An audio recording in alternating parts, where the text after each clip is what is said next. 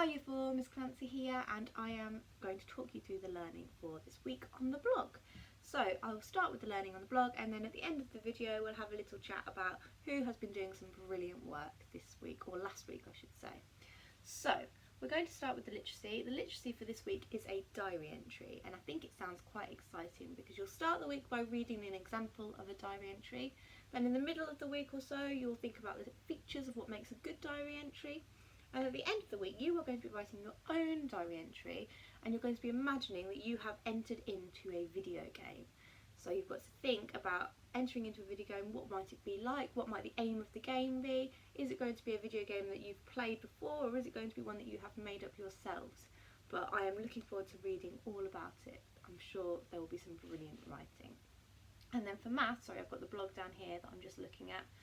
So for maths it is going to be focused on graphs this week. The first couple of lessons you'll be looking at pictograms and bar charts, and then as the week goes on you'll start looking at line graphs, which I know we haven't done lots of in year 4, but I'm sure the videos will help you, and if you've got any questions you can email Miss Chambers alright, and we will be there to help you.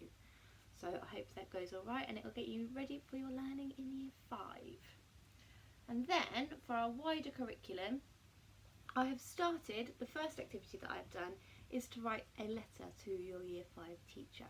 Now my class, I know that you wrote me letters at the end of year 3, just telling me a little bit about yourselves, what you liked, what you've enjoyed in year 3, and I thought it would be a lovely idea for you to do that for your year 5 teachers as well, especially because I have still got all of your letters here. I've kept them all here, nice and safe, so that I can read through them whenever I like to, and I really appreciated it, so I know your year 5 teachers will as well.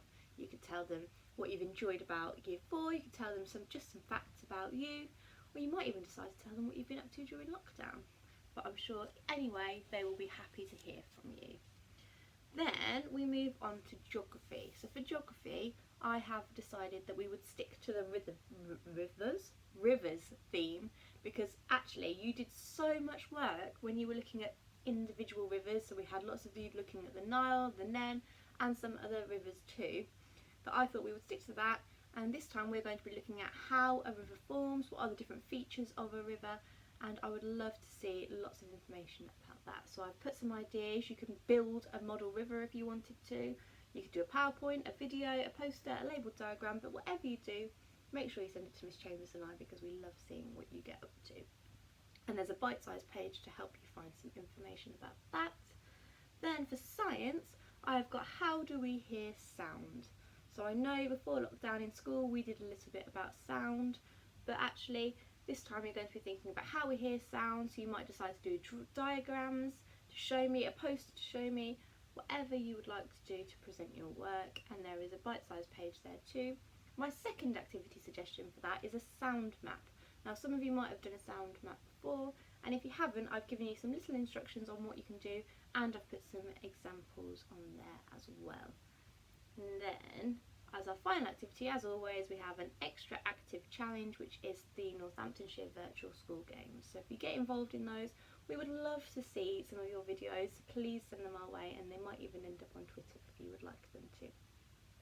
So that is the blog for this week. I hope you have a really exciting week, because I know that you're finding out about your teachers, and hopefully you'll have some calls with them at some point this week too. So definitely let Miss Chambers and I know how they go.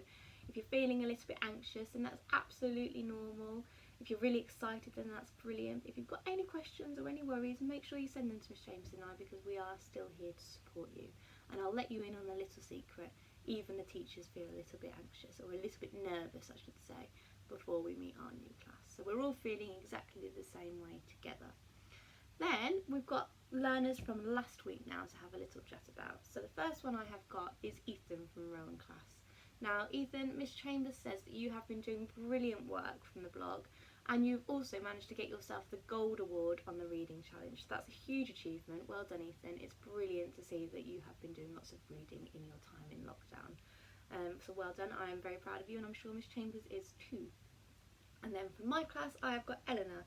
So Eleanor has been doing all the blog work in the morning, and then in the afternoon she has been spending her time thinking about different projects that she could do. So a couple of weeks ago she did one on the Zambezi River, and then this week she has sent me one about planets. And these projects, she creates a book herself, She finds out all the information, she thinks about how to present it in a way that's going to be interesting for the reader, and she has done an amazing job. So well done, Eleanor. I look forward to see what you might come up with next. And also, I know that's only 2 names because actually I've been in school while we have been social distancing, and I've been working with Key Worker Group 1, which has got the Year 4s, Year 5s and Year 6s in it. And I wanted to save the last few names for those children because all of my Year 4s in my group have made my time in school so enjoyable, and I know it's a shame that not everyone can be there, but the children that are in there, we've worked really differently, but they've adapted so well, and I'm so impressed with the way they've approached this whole new experience. But particularly from Rowan class, I have got Sophia. So Sophia approaches every single day with such a conscientious attitude. She's so focused, she knows exactly what she wants to do with her work, and she sticks to it, and she's always willing to put her hand up as well and share her ideas, which is absolutely lovely. And my second one from Rowan class is Esme. So Esme, I have absolutely loved getting to know you during this lockdown period. I feel like I know you so much more now than I did before. Your personality's really come through and your confidence is shining, so I hope you take that into Year 5 with you as well. Well done both of you. And from Cedar class, my 2 that I've picked out specifically are Toby and Elvin. So Toby is in school 3 days a week and he works at home on Mondays and Fridays, and he's been working so hard in school, but this week, as well as the work in school that we've been doing, I also had an email from him on Monday telling me what he'd been up to and that he'd been making a dice and he'd turned it into a game for his little brother to help him learn his phonics sounds, which I thought was such a lovely and caring idea. And then on Friday he sent me his adventure story, which is brilliant because it means that he's worked really hard at school and then he's gone home on Friday and written a lovely adventure story for me. So well done, Toby. I'm so impressed with your attitude to learning. Keep it up. And then Elvin always works so hard. He's so excited to be in school and he makes the most of it completely. He's always working hard in his maths, but also in his literacy he's been thinking really hard about balancing quality and quantity of writing. So well done, Elvin. I'm really proud of you too.